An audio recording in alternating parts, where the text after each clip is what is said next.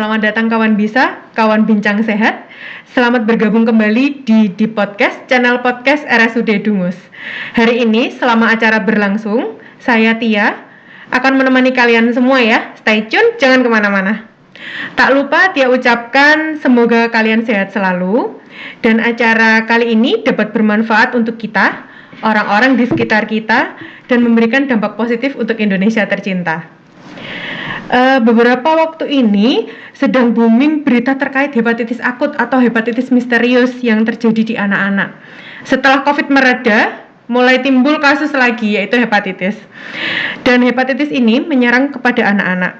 Sejauh ini informasi dari berita penyakit hepatitis ini telah diidentifikasi pada hampir 230 anak, termasuk 145 di Inggris.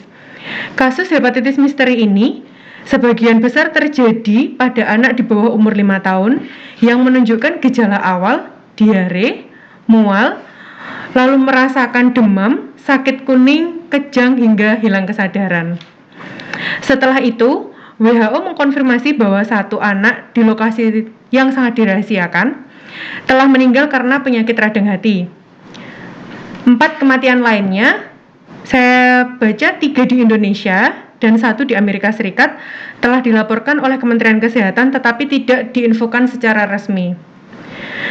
Sebagian penyakit ini menyerang anak-anak usia di bawah 10 tahun.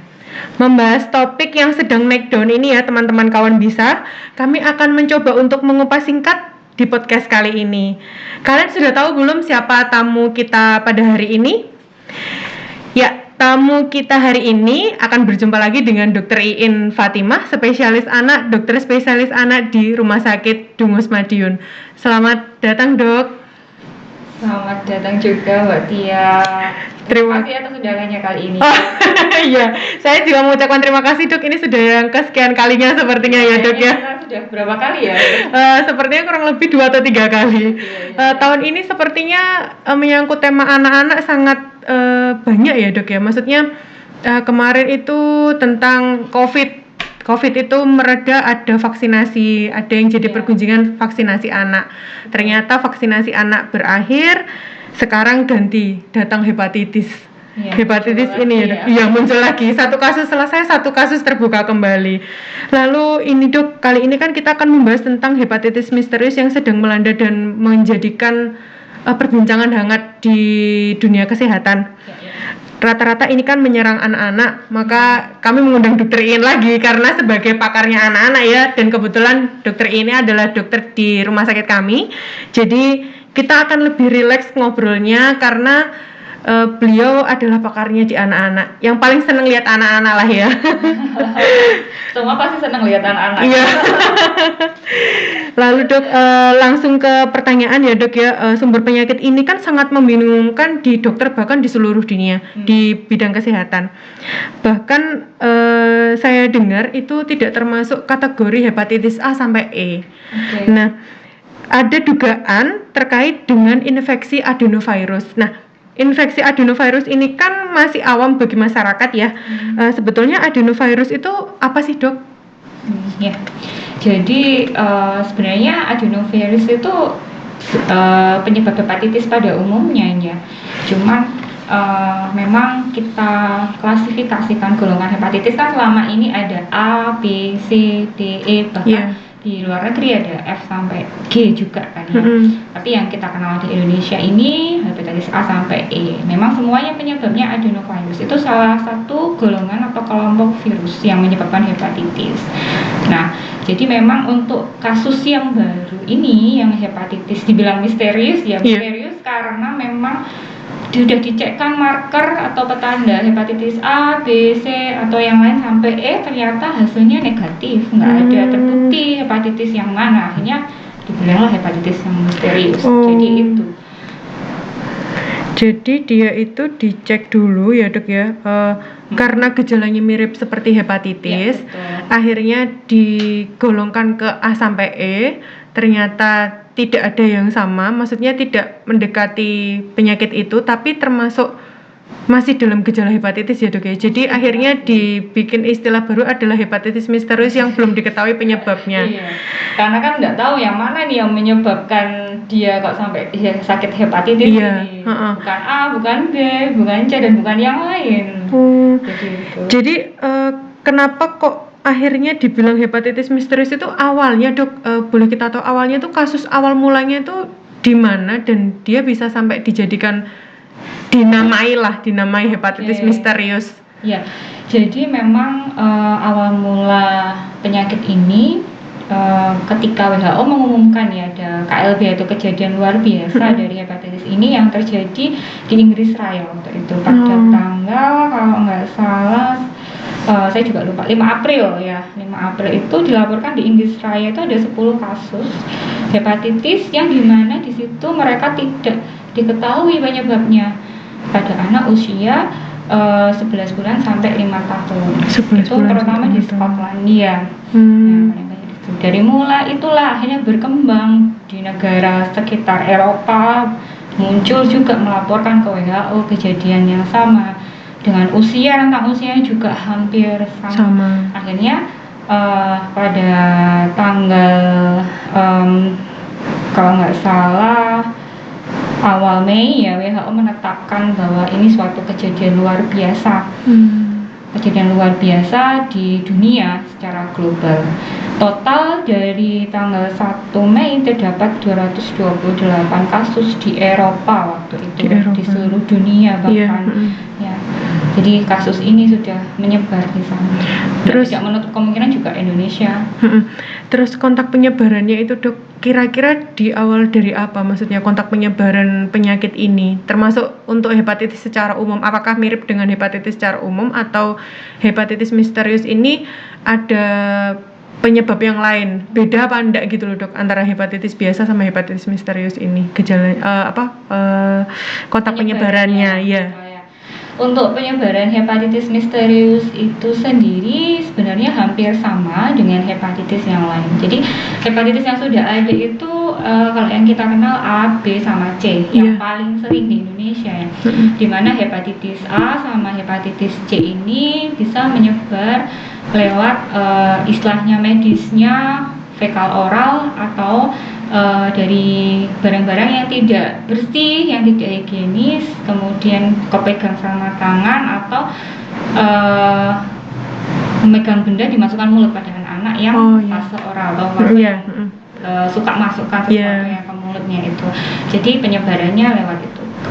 Yang satu lagi hepatitis B, di mana penyebarannya lewat darah. Darah itu bisa terkena suntikan dari pasien yang kena hepatitis B ataupun dari cairan tubuhnya hepatitis B itu kalau hepatitis B-nya sendiri. Nah, sedangkan hepatitis yang misterius ini penyebarannya lebih mirip dengan yang A sama C. Jadi dari kita megang barang yang tidak bersih ataupun kita makan makanan yang tidak dijamin kebersihannya, nah bisa menular lewat dari situ. Berarti lebih mengarah ke ini ya dok ya, faktor eksternal ya, bukan dari internal. Hepatitis B kan dari internal, bisa kayak dari ibu ke janinnya, dari pertukaran jarum ya, pokoknya melalui darah intinya. Kalau ini berarti lebih ke arah faktor lingkungan luar ya dok ya, faktor kebersihan yang jelas, lebih kebanyakan seperti itu. Lalu ini dok, gejala awalnya dan gejala lanjutannya dari hepatitis misterius ini ada nggak sih dok yang ditemui secara kasus yang belakangan ini? Kalau gejala awal yang sangat awal sekali hampir sama seperti penyakit yang lain, jadi bahkan kalau kita amati kita nggak akan aware atau nggak akan tahu kalau ini akan mengarah ke sana karena sama hampir mirip seperti mual, muntah, kemudian diare, ya betul, kemudian lemah, letih, lesu, sering capek gitu kan ya, panas, demam, kan hampir mirip sama penyakit lainnya. Hampir nanti mirip. Kalau sudah berjalan lebih lama lagi, lebih lanjut akan muncul seperti kuning, Kuningnya bisa di mata, bisa di kulit, ya kelihatan. Atau di seluruh kulit. badan gitu dok, Iya, betul. berwarna kayak kuning gitu ya. Jadi di luar dari kulit normal kita ya berarti. Iya. Kan namanya hepatitis tuh kalau bahasa awamnya sakit kuning ya. Iya, orang awamnya mengenalnya pasti, apalagi Iya. orang Jawa bilangnya loro kuning kayak gitu Betul, ya dok sakit ya. kuning pasti kelihatan Iya. kuning. Terus kemudian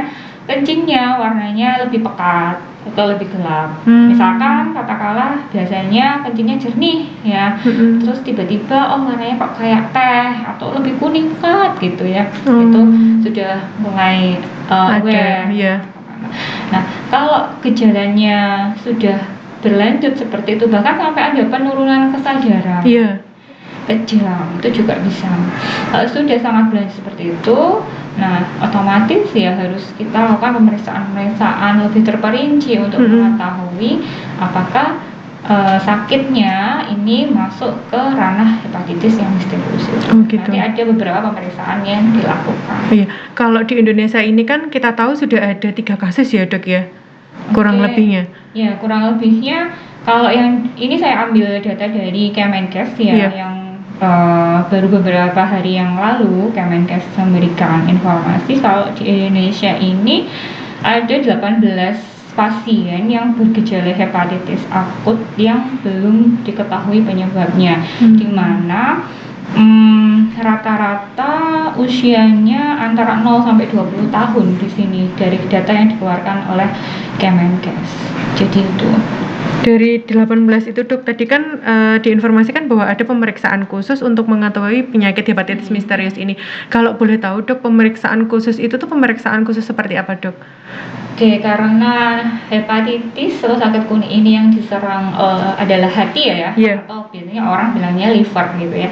Jadi kita harus pemeriksaan khususnya fungsi hati selain pemeriksaan umum yang lain. Misalkan kalau pemeriksaan umum yang lain darah lengkap, ya, biasanya lihat HB, lihat sel darah putih, sel darah merah, trombosit, dan itu kan pemeriksaan fungsi hati itu juga diperiksakan. Kemudian pemeriksaan yang lain terkait enzim-enzim hati maupun marker untuk penanda hepatitisnya juga harus diperiksakan. Nanti berjenjang untuk pemeriksaannya. Jadi ada fasenya ya dok ya. Pertama kita kayak diagnosis awalnya apa di hepatitis itu, karena dicurigai mungkin di hepatitis menurut gejalanya. Akhirnya dilakukan pemeriksaan laboratorium ya dok ya. Dan secara terperinci bertahap, jadi nggak langsung di pemeriksaan langsung semua diperiksa, jadi kayak darah lengkap seperti itu, lalu mengarah untuk ke pemeriksaan fungsi hati ya dok, untuk menentukan penanda apakah ini termasuk hepatitis A, B atau C, atau bahkan hepatitis misterius yang di luar dari hepatitis yang kita kenal. Lalu ini dok, tadi saya lihat di 18 kasus itu di Indonesia ya dok ya, kita berfokus di Indonesia karena ini sudah masuk di Indonesia. Karena kalau kita berkaca di luar negeri belum tentu ada di sini, kan setiap negara pasti punya beda-beda keluhan ya dok ya. Beda kasusnya. Ya, saya lihat tadi yang dibaca Dr. Iin tadi dari Kemenkes ada 18 kasus dengan rentang usia 0 sampai 20 tahun. Berarti ini kan menyerang dari bayi hingga remaja. Lalu kenapa sih dok kok diserang pada usia 0 sampai 20 tahun ini? Padahal tadi dilihat dari faktor eksternal. Apakah memang faktor eksternal ini juga berpengaruh sekali yang terkena di Indonesia ini dok, dari 18 kasus itu? Kalau ditanyakan kenapa kok menyerangnya di usia seperti itu atau usia anak-anak, sebenarnya hepatitis ini bisa menyerang siapa aja. Kayak hepatitis yang dulu sudah pernah ada, sampai orang dewasa pun juga bisa. Jadi tergantung dari, karena penyebarannya lewat higienitas ya, kebersihan kita, kebersihan lingkungan kita. Jadi tergantung dari kondisi lingkungan itu juga. Mungkin kasus yang sudah terjadi ini terjadi banyak pada anak-anak, sehingga orientasinya adalah anak-anak yang diserang. Tapi tidak menutup kemungkinan bahwa nanti dewasa bisa kena juga. Jadi harus tetap waspada sih sebenarnya. Yang penting pencegahannya, jaga kebersihan, protokol kesehatan itu tetap harus dilakukan. Berarti memang untuk yang di dewasa Dok, kemungkinan kan dewasa pasti bisa tertular. Apakah itu tertularnya dari anak-anak yang sakit atau bisa dari faktor eksternalnya hepatitis itu? Tertularnya lewat lingkungannya, bukan Lewat dari lingkungan. antar Jadi bukan pasien. dari antar pasien ya. Bukan. Jadi dari lingkungan ya Dok. Iya. Yang jelas menjaga kebersihannya itu. Betul. Karena memang hepatitis ini masih jadi perdebatan karena belum tahu awal mula penyebabnya di mana.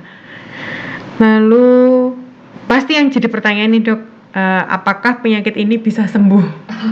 Pasti itu ditanya orang banyak, penyakit ini tuh bisa sembuh karena ada yang hepatitis A itu masih bisa sembuh ya Dok Masih ya. bisa. Yang hepatitis B itu kan pasti sudah melekat di kita, kalau andai kan sudah terkena, apakah bisa sembuh Dok? Iya. Kalau yang ini itu? Jadi sama seperti hepatitis sebelumnya, memang hepatitis ini ada yang derajat ringan, ada yang derajat berat ya. Ya seperti saya katakan tadi, kalau ringan insya Allah ya bisa sembuh. Tapi kalau sudah kondisinya sampai penurunan kesadaran, kejang, Iya. nah, itu tergantung dari kondisi pasiennya sendiri atau kondisi si anak itu sendiri. Apabila dia bisa bertahan, kemudian respon dengan pengobatan, ya insya Allah bisa sembuh. Bisa sembuh. Tapi kalau ternyata tidak bisa bertahan dan kondisinya sudah jatuh pada kondisi yang sangat berat sekali, ya sudah.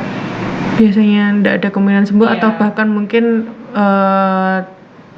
kematian mungkin ya Iya, Dok ya. kalau sudah gagal multi organ ya, kalau sudah semua organ yang lain selain hati, mungkin ginjal dan organ yang lain sudah kena juga, ya enggak. Jadi kayak ini Dok, membaik. kayak orang kena kanker itu bisa menyerang ke organ lain atau gimana Dok kalau Bukan kayak hepatitis? kanker ya, lebih ke gini, namanya kan infeksi ya. Iya.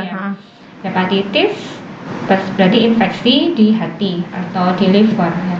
Kalau penyakit infeksi ini apabila sudah berat sampai komplikasi penurunan kesadaran, berarti infeksinya sudah menyebar ke seluruh tubuh, istilahnya menyebarnya lewat darah. Iya. Kondisi yang sudah toksik, akhirnya karena infeksinya sudah menyebar, organ-organ yang lainnya fungsinya jadi menurun. Nah, disitulah yang menyebabkan dia fungsinya turun. Kalau tidak dia tidak bisa recovery atau tidak bisa membaik, ya sudah akan harapan untuk sembuhnya sangat kecil. Berarti aslinya kita intinya cuma satu, sama seperti prinsipnya waktu ada COVID ya Dok. Iya, betul. Kita hanya belajar dan terus mencoba untuk menjaga kebersihan, sering cuci tangan, karena mungkin ini kan faktornya dari faktor eksternal, bukan dari faktor penularan internal ya Dok melalui darah. Jadi kemungkinan pada intinya harus rajin cuci tangan, lalu menjaga kebersihan. Dan terutama di anak kecil yang mungkin sedang fase oral itu pasti berusaha menjaga untuk ya kalau memang sudah terlanjur megang apa gitu langsung dibersihkan seperti itu ya Dok ya. Jadi pencegahannya yang paling umum adalah selain yang Mbak Tia sebutkan tadi, usahakan jangan jajan sembarangan. Iya. Karena kan kita nggak tahu kalau jajan di luar kebersihannya terjamin atau enggak. Ya kalau bisa makan makanan olahan sendiri, itu yang paling penting. Atau makan di tempat makan yang sudah memang terjamin kebersihannya. Kalau sudah yakin makanannya di situ bersih, boleh. Gitu. Terus kemudian kalau anak mau main di luar, hati-hati juga, harus siap sedia hand rub atau cuci tangan sebelum memegang dan setelah memegang mainan yang ada di luar. Karena kita nggak tahu kondisi lingkungannya. Sekarang dengan adanya penyakit seperti ini.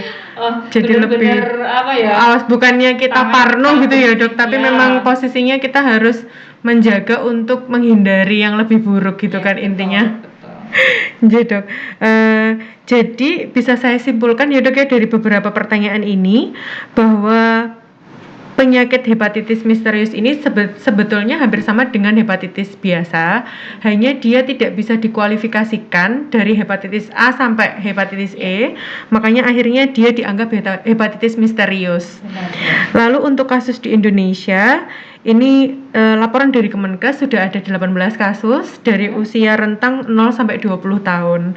Yang pada intinya penyebarannya ini lebih mengarah ke higienitas atau kebersihan. Jadi kembali ke pola kita kebersihannya ya Dok ya itu.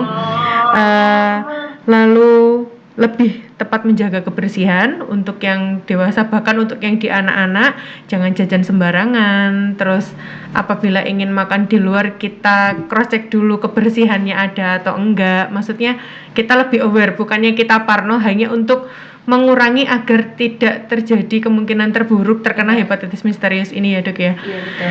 Mungkin itu tadi dok tentang hepatitis misterius.